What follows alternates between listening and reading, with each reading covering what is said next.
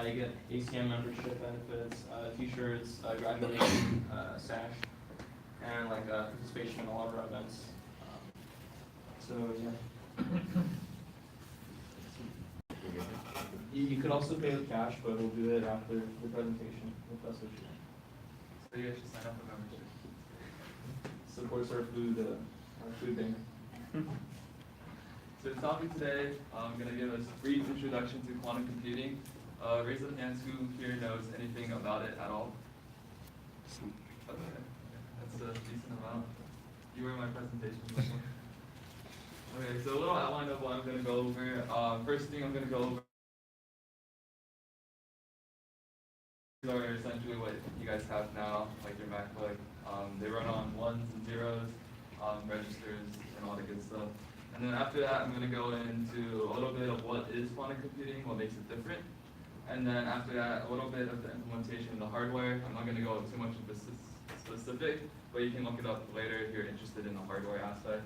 And then one of the more famous algorithms that utilizes quantum computing is Shor's algorithm. So I'm going to go a little bit into that and some of the applications that quantum computing is going to have in the future. So in the beginning, right now with the current computers that you guys have, it does suffer through a few problems, mainly the exponential problems that have an exponential increased amount of. You can grab a taco if you want. But so the limitations is usually in optimization, exponential scaling. Example of this is in chemistry when you want to simulate a molecule. The molecule is always changing at a subatomic atomic level. That's impossible to actually simulate exactly with the current amount of bits, just ones and zeros in a classical computer.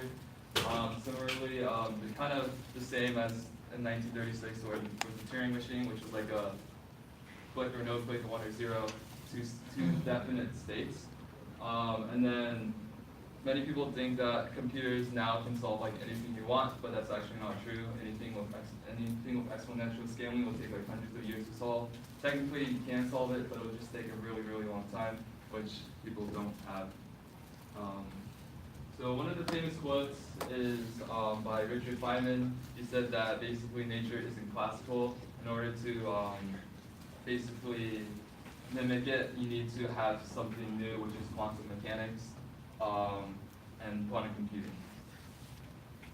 So when I was going over a little bit, the main difference is going to be one of the main principles is superposition. So in a regular classical computer, as you guys know, you have a 1 or 0. So it's a binary state. You can only exist in one state at once.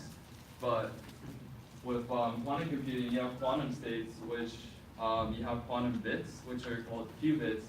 So instead of being 1 and 0, that's it, you can actually have 1 and 0 and also the superposition of 1 and 0, which I'll go in over more. But usually you can define it like a sphere, and then the more qubits you have, the more amount of states you can have 2 to the n, which is an exponential amount. So an example, I guess, would be, let's say with these hydrogen, if you guys remember covalent bonding from chemistry, when you share an electron, actually the electron is actually going to be existing in two states simultaneously, existing at once instead of just one. So that's kind of what superposition is. You're existing in multiple states. A little more mathematical approach would be, let's say you have like 2 electrons and they can have like a ground or an excited state. So that means you have 4 different possibilities with ground and ground, excited, ground, excited, and ground states. So in a classical computer, you can only have one of those states at once. That's it. On the other hand, with quantum computing, you can actually, the states are measured in a linear combination of those states. So you can have a lot more states than a classical computer. The second most important principle of quantum computing is called entanglement. Essentially, it just means that the state of each qubit, they're all entangled together. So the state of the specific qubit, has as much to do with the relationship to the other qubits. This only applies to 2 or more. So if you only have 1 qubit, then you can actually only have 2 states, like a regular bit, 1 or 0. But once you have another qubit, then you have the relation between the two qubits, which adds more, which you can do a lot more with. An example that they had was, let's say you have like a 100-page book. So in a classical sense, if you read 10 pages of a book, you know 10% of the knowledge from that book. Read another 10 pages, you have another 10%, so a total of 20%. But in a quantum sense, if you have the same book and you read 10 pages, then you're not actually going to get any information. You read 10 more, you're not going to get any more. But what you have to actually look into is the relationship between the pages, not the pages themselves. That's kind of like an analogy of kind of what entanglement means. So a quick application of this. This is kind of why quantum computing is pretty important. This is kind of like in a classical computer when you're trying to find your way out of a maze. You go one at a time, one definite state at a time. No matter how fast your processor is, it's always just going to go one at a time. And then after a certain amount of calculations, you're going to reach the end. But in a quantum computing sense, you're actually going to have superposition in which you have multiple states searching at once. So then you find your way out of the maze a lot faster. So this is just a small video that kind of like demonstrates what that is. So the measurement is quite complicated on the qubits. So when you actually measure a qubit, it changes its state. So when I was saying before, you can have 2 to the n states at once for the amount n representing the amount of qubits you have. Actually grab all of that, read all of that information at once. Once you read it from one of the states of those, then it actually destroys the superposition of them. So you can only essentially get one of the states, and outcome of the measurement is probabilistic. It's not determined like 1 or 0, so it's more of a probability. And then basically the quantum algorithm that people create, you need to explore the existence of huge amount of information, but you have to leave the system in a state of 1 or 0 at the end. You can't stay forever in like a superposition of the states. So how does this implemented in hardware? So from IBM, they're one of the biggest companies going into quantum computing right now. They utilize something called a superconducting Josephson junction. You guys probably don't know what that is. I'm not going to go in depth. I myself don't know too much about it. But essentially what they're trying to do in order to do that massive amount of calculations, they reduce the electrical resistance of that junction to 0.015 Kelvin, which is extremely cold. And that way, they reduce the temperature to that. And that way it makes the electrical resistance equal to 0. So you have a lot faster amount of computations. Qubits, they don't actually have a long life since it's hard to maintain that superposition. In 1990, it was about like 1 nanosecond of calculations before they lose everything and they have to start over. 2018, this year is around 50 to 100 microseconds depending on what you have. So it's a lot more improvement, but qubits, when you use them, it's very limited on, at least right now, on how many you can put together and how long you can do a computation. Because of this, quantum computing, at least right now, is not really going to like take over classical computing. Anything that you do on a classical computer, you can do on a quantum computer, vice versa. Right now, quantum computer actually isn't like significantly better, mainly because we can't have too many qubits together, and they don't last too long right now. How they talk to each other is with a superconducting transmission line resonator. And if you guys remember from like 365, you guys taken that with the and or gates on a circuit. For quantum, they have quantum gates, which I'll have a picture of later. But essentially, in order to tell the qubits that you want to do this type of transformation on it, then they apply, at least at IBM, they apply a microwave to talk to the qubits. And then the pulse shape is basically defining what type of gate that they want. So here's a little picture of an actual qubit processor. The little squares, those are actually the physical qubits, the superconducting Josephson junction. And then these are the bus resonators, and then those are the control readout resonators that connect to each of the qubits. And this is what it looks like as a whole. That's the entire computer. The processor is really tiny, probably like that big, but the rest of the hardware is for like the microwave to create the microwave to talk to the qubits, and also to cool it down, and some other aspects of the hardware as well. And then, if you can think of it technically, classical Turing machine can be considered as a quantum computer in a sense where it's just a quantum computer that has no interference, no separability, no indeterminism. So at the end of each argument, at each step, you're only at one state. That's it. So it's the most basic.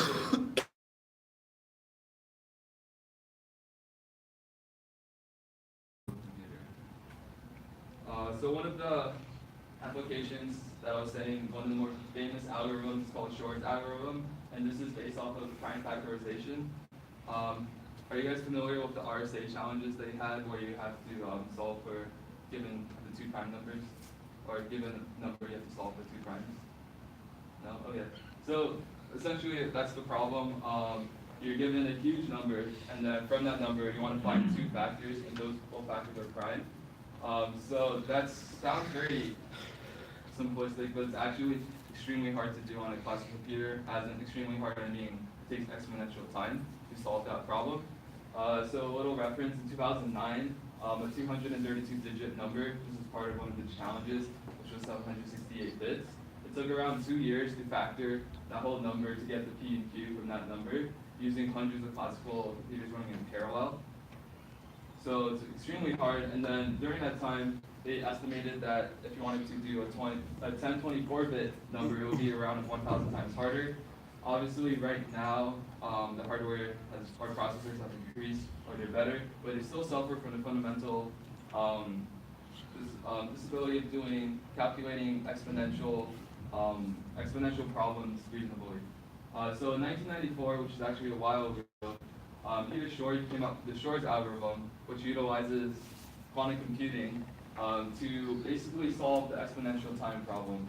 It came up in 1994. At that time, like I was saying before, the qubits only last like a couple nanoseconds, or maybe just 1 nanosecond.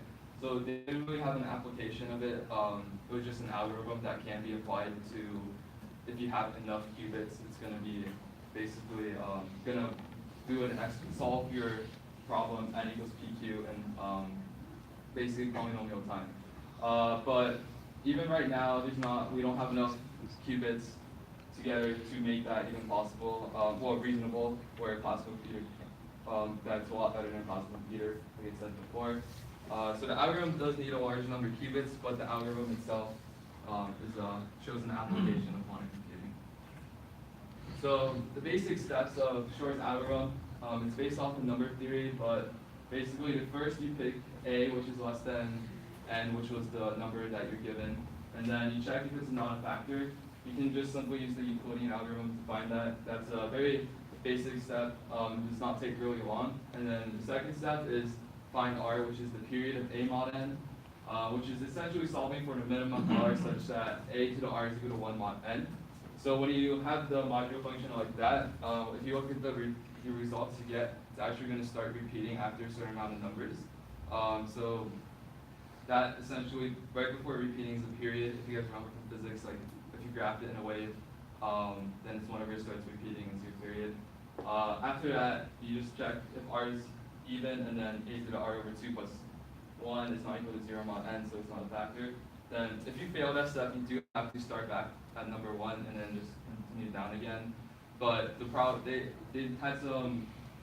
looked into it, and it's around like a 50% chance that you're going to get a good number, 50% chance you have to go back to number step 1. So it's not too bad. And after that, you just find the greatest common denominator between a to the r over 2 minus 1, and then you do the same thing for, instead you add 1 instead. And then that's your p and q. So essentially, like I said before, the first one's pretty trivial, so a lot of the time, well, at least this algorithm is implemented with actually a classical computer and a quantum computer.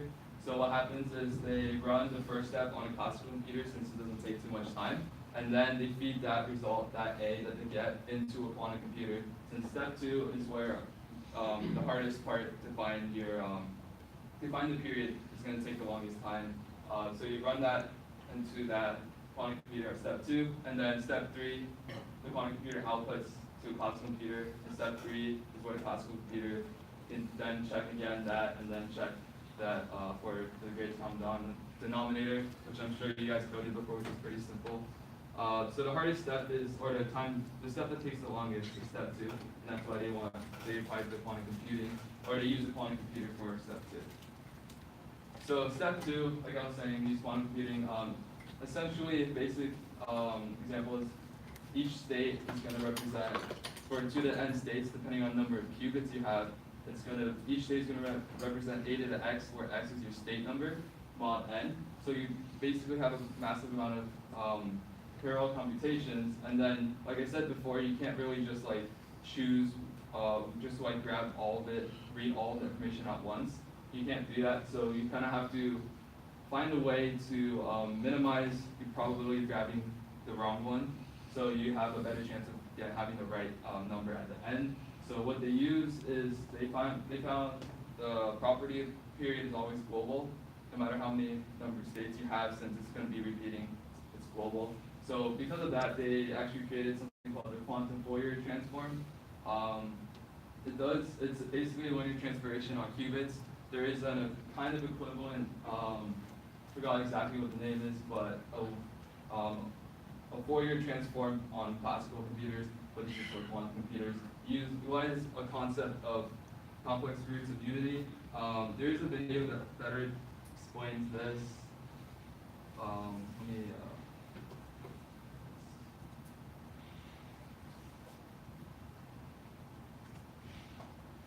use this to our advantage.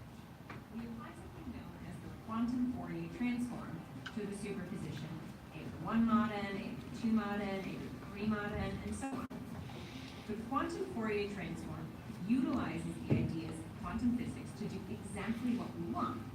It uses resonances to amplify the basic state associated with the correct period, and the incorrect answers destructively interfere, which suppress their amplitudes. After applying the quantum Fourier transform, there's a very high probability that we'll pick the correct period. So how does it work? To understand the quantum Fourier transform, we'll need to start with a quick visual version of a branch of math known as complex analysis. What we'll really be doing is adding complex roots of unity. But if you aren't familiar with that concept, don't worry. Start with a bunch of circles. On the first, we'll put 2 equally spaced dots. On the next, we'll put 3 equally spaced dots. On the next, 4 equally spaced dots, and so on. Notice that we always put one of the dots on the middle right side, the 0-degree angle. Start a dial on that special point. By the way, these dots are called complex roots of unity. Now, let's focus on the circle with 3 dots. We'll move the dial counterclockwise through the points, and underneath the dial, we'll form a path consisting of arrows, where the direction of the arrow is given by the direction in which the dial points. For example, with 3 dots, the first arrow points east. Then, move the dial 1 dot counterclockwise, and connect to the first arrow another that points northwest, like the dial. Move the dial again and connect another arrow pointing southwest, the same direction as the dial. Notice that after 3 arrows, we're back where we started. This is what it looks like on a circle with 6 dots. Again, after 6 arrows, we're back to the starting place. Okay, how is this helpful? Remember that we have a superposition whose basic states look like a to the 1 mod n, a to the 2 mod n, a to the 3 mod n, and so on. Let's pick a tiny example, like a equals 2 and n equals 7. Then the components of the superposition are 2 to the 1 mod 7, 2 to the 2 mod 7, 2 to the 3 mod 7, and so on, which is the repeating pattern 2, 4, 1, 2, 4, 1, 2, 4, 1. Because this example is so small, we can just see that the period is 3 by looking at it. But how can we use our dials to figure out the period? We'll move along the sequence a to the 1 mod n, a to the 2 mod n, a to the 3 mod n. For each term in the sequence, move every dial once counterclockwise. Anytime we encounter a 1, stop and record where the dial is pointing in the an arrow. Let's focus on the sequence 241, 241, 241. The dial with 3 points is always pointing directly east when we record its values. So our path of arrows just runs off to the right. But what happens to the dial with 4 points? The first time we encounter 1, it's facing south. The next time, it's facing west.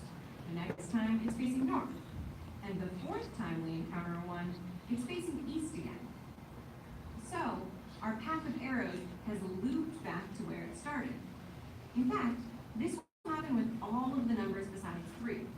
They'll all just make loops near the starting point. The distance of the arrow from the starting point is like the amplitude or probability of a state. Since we are most likely to observe these states at the end of the computation, we're set. We've magnified the correct answer. And that's roughly how the quantum Fourier transform works. Here's another way to think about it. Pretend you're on a swing with a period of 3 seconds. It swings back and forth every 3 seconds. The arrows from before are like the kicks on a swing that you time as you try to get higher and higher on the swing. If the kicks are timed off resonance with the swing's natural frequency, so anything other than every 3 seconds, then you end up slowing down the swing. But if every kick is timed to match the frequency of the swing every 3 seconds, you create resonance, amplifying the swing's motion. If we start with a bunch of states, metaphorically swings, with different periods, then only the swing with the correct period will be moving after a while. It'll be the state with the biggest amplitude, or highest probability of being observed. Okay. There's no actual dials, or arrow paths, or swings in a quantum. That's just like a quick YouTube video on kind of what the quantum Fourier transform is. I do have a link to a PDF that can show you actually the math behind it, which is actually really complicated. But if you're interested in that, just let me know. I can link that to you. But the main idea of it is you're basically using resonance, the idea of resonance, to amplify the state that you want, and then to suppress the states you don't want, so you have bigger probability of getting the right state with the right period that you want to get. So after you get the right period, then you can do steps 3 and 4 on a classical computer. If you just refresh it, it was a to the r is equal to 1 mod n, and then you subtract 1, so we basically have a to the r minus 1 is equal to a multiple of n. So that means there exists some integer k where it's k times n. You don't really care about k, because k is just a multiple. So in the beginning, we assume that r is even, since we were just saying, let's say you had a good period number. So you assume that r is even, and then you're given that n equals p times q. So then you basically can solve it into that equation right there. And then from there, you can just find the greatest common denominator. You have to do the greatest common denominator because it's some k times pq. Then you have to find the greatest common denominator that way. But that's just a simplified version of what you have to do. This part is going to be on a classical computer. Like I said, this is kind of like working together classical computers with quantum computers. So when I mentioned before about the quantum gates, on IBM they have, you can check out their website for IBM Q experience, but these are some of the gates that they have. Instead of like an AND or a gate that you guys normally have, these are more of a, if you guys remember, for the qubit, it's more of like a sphere rather than just like a discrete state.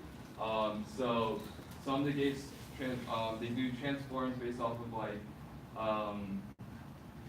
turning around in the sphere. So let's say you have like a vector pointing to your state, you're gonna like reflect it over like the x-axis or like the z-axis, depending on what you want to do. And then there's a gate called the Hadron gate, which that's what you utilize to make superpositions between qubits. And then this pink one right here is actually how you get the measurement from the different ones.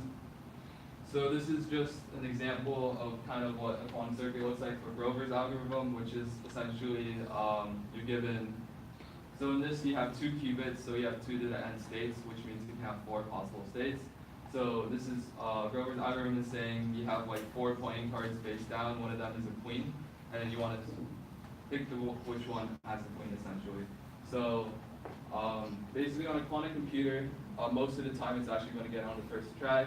On a classical computer, it's going to be a 1/4 probability getting on the first try, and then so forth. But for quantum computing, you usually get on the first one. This is just an example of a picture of what kind of way your circuit's going to look like. Each line over here is just going to be your qubits, and then the blue of the H was the superposition, like I was saying before, and then the X was like a transformation along some axes, and then you measure out your output from there. So this kind of leads to where quantum computers will be useful. Like I said before, it's going to be in a combination with classical computers and quantum computing. They're not going to take over classical computers in the sense that when classical computers become obsolete. They're still going to be very useful because quantum computers, you have to cool it down. You have to keep the superposition stable, which is very hard to do unless you have like the full computer, which obviously only like bigger companies have right now, like IBM. QTech has that as well, but most likely it's going to create a hybrid processing paradigm where you have classical computers and quantum computers working together to solve your problem. So like I said before, chemistry problems, anything with that's really hard to simulate on a classical computer, it would be a lot easier to do on a quantum computer within reasonable time. And then machine learning has some application, also optimization and big data for sequencing genomes. But just handling like a big amount of data is also going to be very useful, and anything that requires exponential calculations essentially. So they actually have, these are some of the companies that give you access to kind of working with a quantum computer. For IBM Q Experience, they do have a 5-bit, it was actually the picture I showed you before, that processor. You can actually use it directly over the cloud. You only have like a set amount of tries, but they also have a simulation, that runs on a regular classical computer that simulates quantum computer. So you can look at that for IBM Q Experience. The second one is a Python library, which you can, in your like Jupyter Notebook or whatever you want, you can mimic quantum computing algorithms. You can kind of work with it like that. Microsoft also has something in Microsoft Visual Studio that you can use. And then QTech, they do some research in quantum computing as well. That's where their video was from, which is the maze. But some of the references, if you guys are interested, there's some more I had to put on since they were a little too more technical, or too technical for me. But you guys I can share it with you if you guys want to take a look at that. But yeah, that's basically my presentation.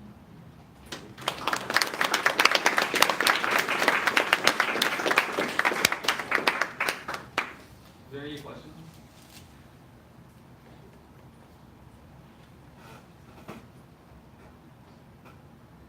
Okay.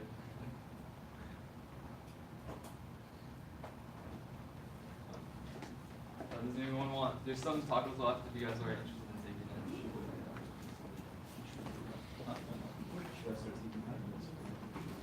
Oh, should I just stop it? Yeah, you can stop it. Yeah.